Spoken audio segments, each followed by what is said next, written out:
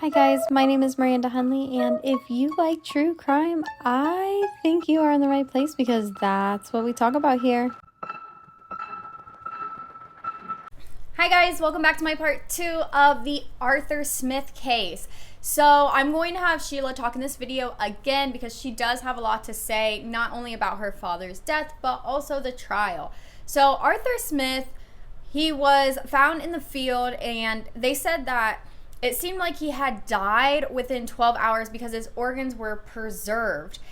And he was dressed in new clothing, and his car keys were still in his pocket. But then when they found his red Volkswagen, his spare key was in the car. So, a little suspicious. He also had undigested knockwurst in his stomach, which is what his wife made for dinner. So, that was kind of like a quick overview of the autopsy portion. The case goes cold for 3 years until randomly George Skatzes from Marion, Ohio gets convicted for the murder. Weird, right? Well, let's talk about that. It all starts with another random guy named Jack Benton who was in trouble, and he was looking for some type of trade-off. So he says, hey, I will tell you who killed Rink's department store manager if you let me off the hook. And it was election season, so this prosecutor and this judge really wanted to solve the Arthur Smith case because it was headlines for 3 years, headlines across Ohio. So they were like, okay, I'll listen. And Jack Benton says, it was Jimmy Rogers. If you remember from my last video, Jimmy Rogers hung out with Kathy. Weird, right? So then Jimmy Rogers was already serving 37 years to 130 years in prison, and he wanted to go to a new prison because he didn't like the visiting hours where he was at. So he says, I'll tell you, if I get immunity for the robbery and I get sent to a different prison with better visiting hours. So his lawyer was in communication and was getting him this immunity so he could talk about the robbery of Rink's department store. But while he was in there, he was talking to one of the inmates, Danny Stanley.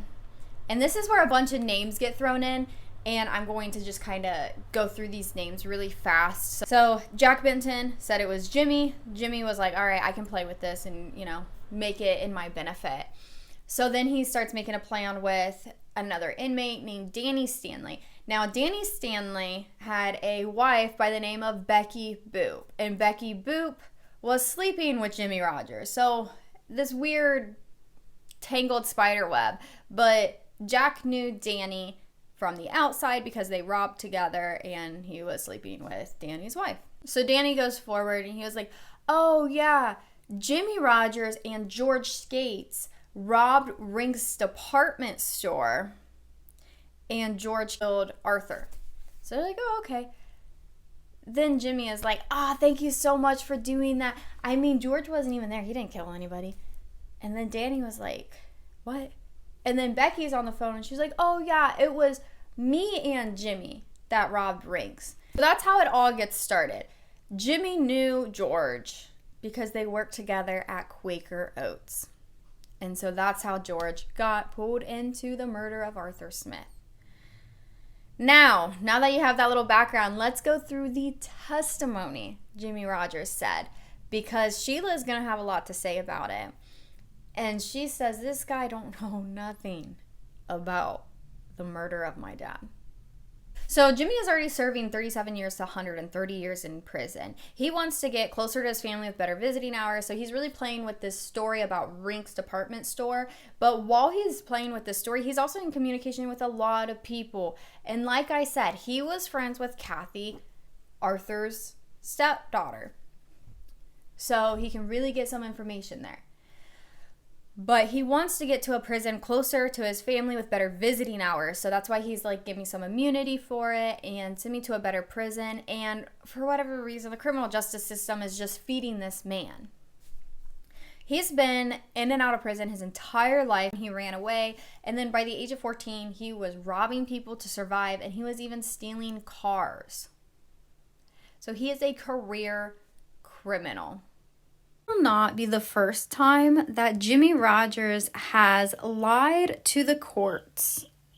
So the story goes, him and George are staring at Rink's department store with binoculars. And they're waiting until they see all the cars clear out of the parking lot. And then they sneak in there. They steal some wires because they forgot rope to tie Arthur up with. And then they go in the front of the store. They scoot down like behind a trash can and some merchandise that Rinks had out. They wait for Arthur to lock up. And then Jimmy, who had a .357 Magnum, and George, who had a .38 pistol, they just ambush Arthur and hit him upside the head, put him in the back of his red Volkswagen. And as Jimmy is driving, he doesn't know how to drive a manual car, so the gears were really grinding and squeaking and making a lot of noise. But eventually, they go down a country road where there are no houses, and Jimmy gets out, George gets out, they get Arthur out, and they take Arthur's shoes and socks off, tie him up with the wire. They tie his hands up with the wire, and they lay him face down in the field while Jimmy takes the car back. George shoots Arthur because Arthur was able to get a hand out and grab George's leg. So George shot him in the field. And then Jimmy, who was taking the car back, parks the car back around the corner from Rink's, then walks to the car that they had, comes back, picks up George. George gets in the car, and they leave. And the goal of this was that they stole the money that Arthur had gotten from Rink's and was taking to the bank. So supposedly they had gotten all this money, and George shot Arthur, and they left. I read over this testimony at least 3 times. The reason they took Arthur's shoes off was because they didn't want him to like kick and get a shoe off and then get his foot through the wire, and that makes sense. But if you watch my last video, a lot of that doesn't make sense at all. I'm going to let Sheila say what she has to say about the testimony. But across the road, it slowly went downhill from the road. There was no way they could lay at the edge and watch across Rink's without being right at the edge of the road and be seen. Yeah. Had a small boat he had gotten, and it was on the boat trailer parked at the end of his house there. And he was working on it and replacing the wiring in it. And it looked like the same wire that he was found with. George knows how to drive a manual. So why would Jimmy just keep driving at 9:30 at night with the gears grinding, making a lot of scene? Like, other people on the road are probably looking over like, what the hell? What's going on? But George knows how to drive a manual, so why wouldn't Jimmy just be like, hey, can you drive for me? When Arthur called to lock up the store, the 911 dispatcher, and this is what she says. Like I said, I come with receipts.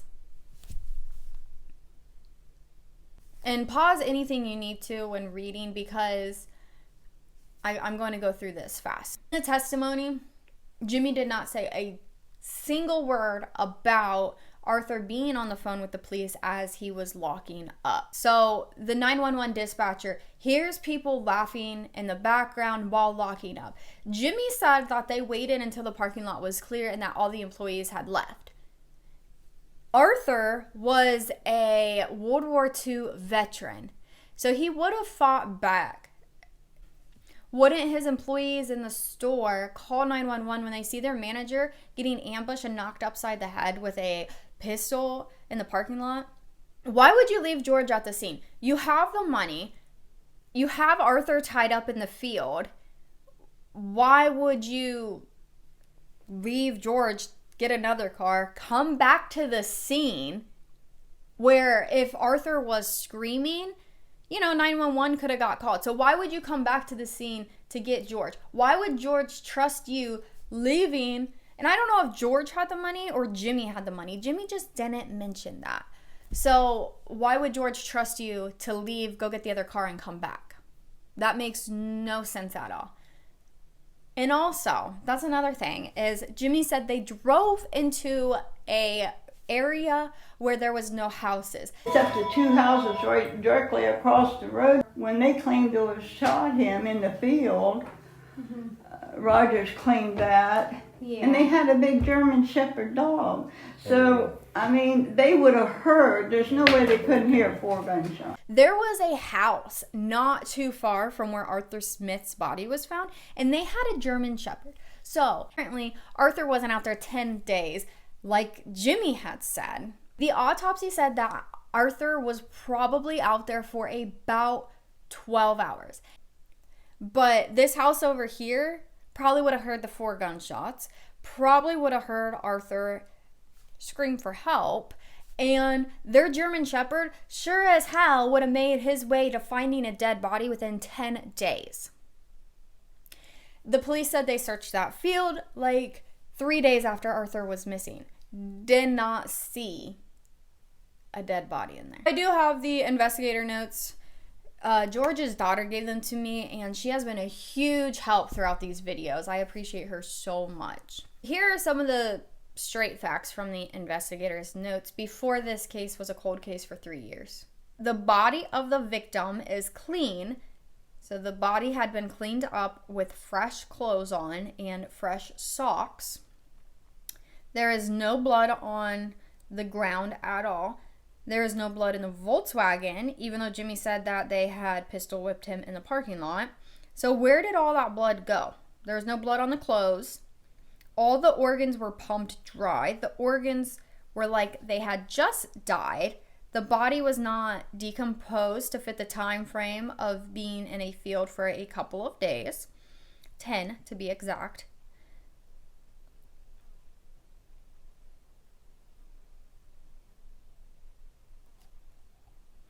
There is not enough blood to fit the story that he had been murdered in that field.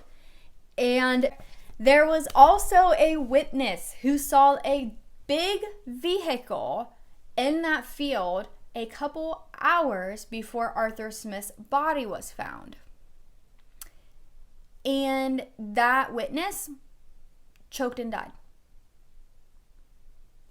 Yeah, who does that? Who chokes and dies? When I read that, it seriously reminded me of that, like when people say, I really hope the Clintons don't suicide me. So, do you remember in my first video when Sheila was talking about her stepmom the day after Arthur went missing, cleaned out the garage so her big Oldsmobile could be parked back in the garage right next to a giant deep freezer. And Sheila says this deep freezer was large enough to fit a body in. So, those organs were preserved. And I personally would not have priority of cleaning my garage when one of my loved ones is missing. So it's a little weird. Another few odd things that happened during the trial is Kathy went missing. But then Kathy had been subpoenaed. We won Marion cross-examined, we won court. Kathy, that only stands to reason.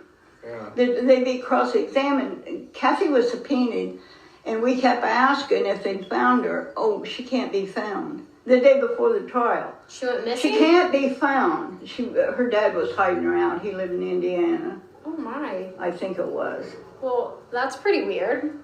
to hide the How many court. times they let a murder trial go on when somebody subpoenaed? I thought they found him. They didn't try hard. And I don't know if they even bothered looking for her. Supposedly, she had a father out of state and he was hiding her. And Marianne, Arthur Smith's wife, moves to Germany. Yeah, leaves America. Took all of this man's money, all of his life insurance, and leaves America during his murder trial. How was she able to do that? I don't know. I personally have no idea how George was convicted of this. And I think that even the prosecutors did not think they would be able to get away with convicting George, because the prosecutor in Bellefontaine had contacted the Marion police and said to shoot George on sight. Because if they shot George on sight, there would be no trial. They could close the case and be done for.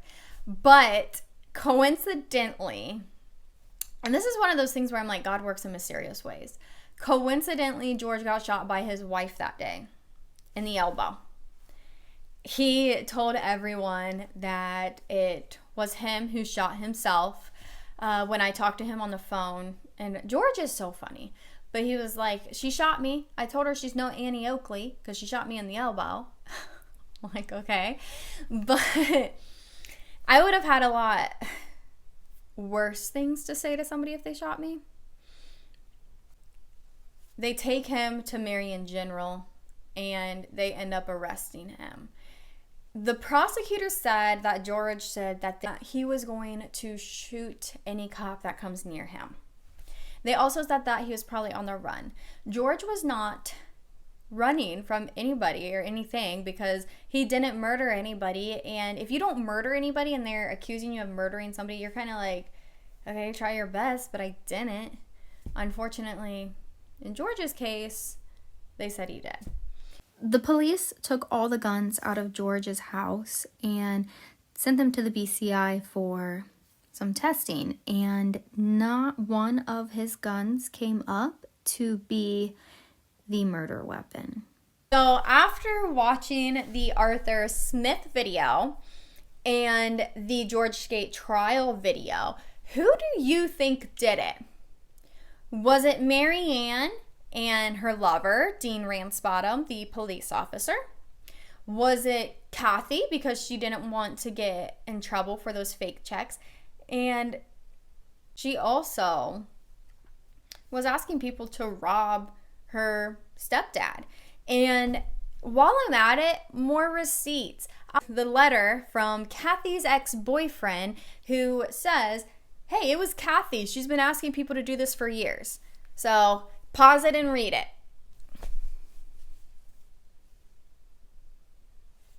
Do you think Kathy set up the robbery and contacted her friend Jimmy Rogers, who had his mistress help him?